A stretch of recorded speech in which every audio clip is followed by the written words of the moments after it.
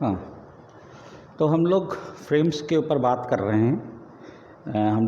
हमने बात करी कि ए स्टार एक कलेक्शन है, मान लीजिए आपका, जो कि A1 A2 AR तक के एलिमेंट्स लेता है। ये सब X एक पहले हमने कहा कि n डायमेंशनल हिल्बर्ट स्पेस है, ठीक। और फिर T हमने एक मैपिंग ली जो कि X से R टुपुल्ड कॉम्प्लेक्स प्लेन पे जा रही है। इसको हमने Y से डिनोट किया। इसकी बेसिस हमने मानी EJ J1 से R, this is the basis of CR, ये हमने मानी। और फिर हमने कहा TX J जो ये है, ये एलिमेंट है जो कि किसी X, अगर कोई X हम कैपिटल X में ले लें तो this is the jth element of TX which is in CR या Y, है ना। और इस jth एलिमेंट को हम लोग ने कैलकुलेट किया और इसकी मदद से हमने TX को निकाला, है ना। TX हमने जो लिखा वो लिखा एज सिग्मा TXJ EJ। तो हमारा TXJ जो आया, TX का jth एलिमेंट जो आया हमारा, it turned out to be what? It turned out to be the inner product of TX with EJ। EJ का अगर हम इनर प्रोडक्ट लेंगे तो ये आ जाएगा, दिस इज TX EJ। और इस चीज़ को ही हमने XAJ लिख लिया। AJ हमारे ऐसे चॉइस्ड हैं कि हम इस तरीके से लिख पाएँ। और हमने फर्दर ये प्रूव कर दिया कि T स्टार की हमने बात करी। T star is the adjoint of T, adjoint operator. Adjoint operator exists in a Hilbert space, only in a Hilbert, not in Banach space. Banach space में नहीं है adjoint का कोई concept, but in Hilbert space we have a adjoint of an operator। तो adjoint हमने T star से define किया और ये कहा कि T स्टार जो है, और हमने ये कहा कि T स्टार जो है आपका, T स्टार EJ जो है ये AJ हैं। ये जो AJs हैं they are nothing but T star EJ। Define किया एक ग्राम ऑपरेटर।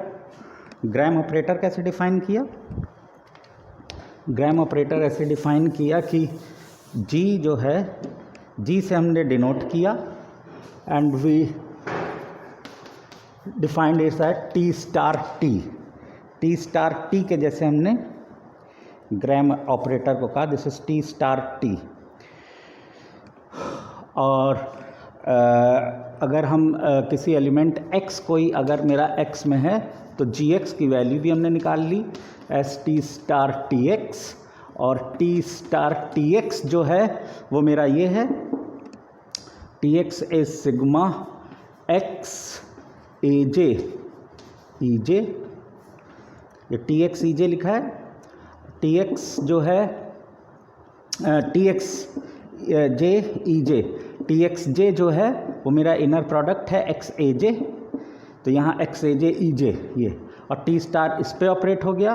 तो this is J1 to R, J1 to R, XAJ बाहर आ जाएगा और T स्टार जो है ऑपरेट हो जाएगा EJ पे, और T स्टार EJ जो है वो AJ। So this is the value of the gram operator for any X। ये सब बातें हम नोट्स में, वीडियोस में सब बता चुके हैं। फिर हमने एक डेफिनेशन और बताई है, एक डेफिनेशन हमने और बताई है फॉर दिस थिंग फ्रेम्स। हमने कहा कि अगर हमें AJ कोई मान लीजिए कलेक्शन है आपका, A स्टार से हम लोग डिनोट करते हैं, A star which is A1 A2 A2 AR।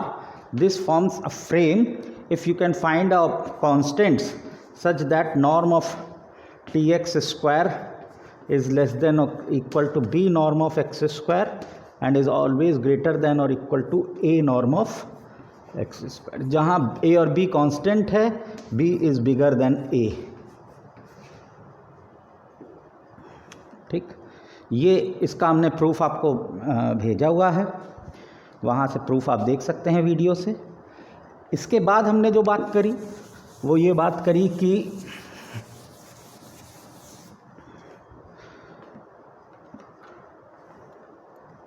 इसके बाद हमने कहा कि साहब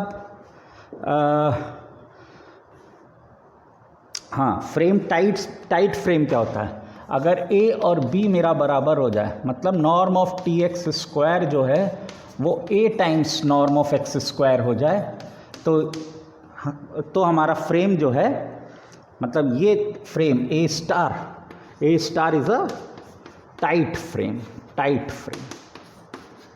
ठीक है, अगर कांस्टेंट्स ये a और b ये दोनों कांस्टेंट्स बराबर हो जाएं तो हम कहते हैं कि it becomes a tight frame. तो इस टाइट फ्रेम में अगर हम लोग बात कर रहे हैं तो देखिए g जो होता है gx का, अगर हम इनर प्रोडक्ट x के साथ ले लें, so this is t star txx, correct. So it becomes by the definition of T star, adjoint की डेफिनेशन ही ये है, T star T x. So this becomes norm of T x square. और अगर हम टाइट फ्रेम में हैं तो it is nothing but a times x x, या दिस इज ए एक्स. तो ये ए एक्स एक्स है, इसका मतलब क्या हो गया कि you can write G as a I x. A जो हैं दीज आर कॉन्स्टेंट्स, ए जो हैं ये कांस्टेंट्स हैं. ठीक है, ये बात हम लोग ने कर ली. इसके बाद हम लोग ने बात करी कि t का इन्वर्स हम लोग लिख सकते हैं without finding the inverse of a matrix. और हमने कहा कि उसको डिनोट किया, हमने लेफ़्ट इन्वर्स निकालने के लिए गए और हमने s से डिनोट किया लेफ़्ट इन्वर्स को, कैपिटल S, जहाँ s को हमने लिया g इन्वर्स t स्टार. तो अगर आप एस टी निकाल लीजिए तो देखिए क्या होता है, जी इन्वर्स टी स्टार टी, और टी स्टार टी जो है ये खुद जी है, तो दिस बिकम्स आई. इसका मतलब S is the left inverse.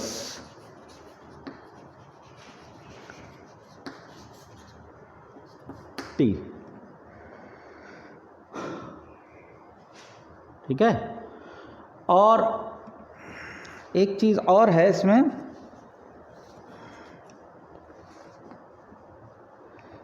एक तो ये हो गया लेफ़्ट इन्वर्स की बात हो गई, एक चीज़ और है इसमें. हाँ, तो अगर हम टाइट फ्रेम की बात कर रहे हैं, अगर हमारा फ्रेम टाइट है तो जी स्टार जो अभी हम लोग ने निकाला कि जी जो है it is a I x. G जो है it is nothing but the identity operator a times I x, where a is a constant.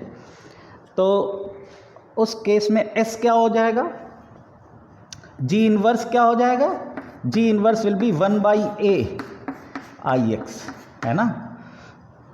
और जब g ये हो जाएगा, g इन्वर्स ये हो जाएगा तो s क्या हो जाएगा, s will be, g inverse की वैल्यू रख दीजिए तो 1/a टी स्टार. ये a कांस्टेंट है, ये ध्यान रखिएगा, a is not zero and a is constant. तो a कांस्टेंट है तो s जो है 1/a टी स्टार है. तो मतलब हम लेफ्ट इन्वर्स लिख सकते हैं without finding any matrix, any operator. अगर हमें t पता है, हम t स्टार निकाल लें और उसको कांस्टेंट a से डिवाइड कर दें, it will give you the left inverse of s, left inverse of t, that is s. अब ये लेफ्ट इन्वर्स से अगर हम इसको राइट में मल्टीप्लाई कर दें t के, तब क्या होगा, then it becomes a orthogonal projection. अगर t को हम ts लिख दें,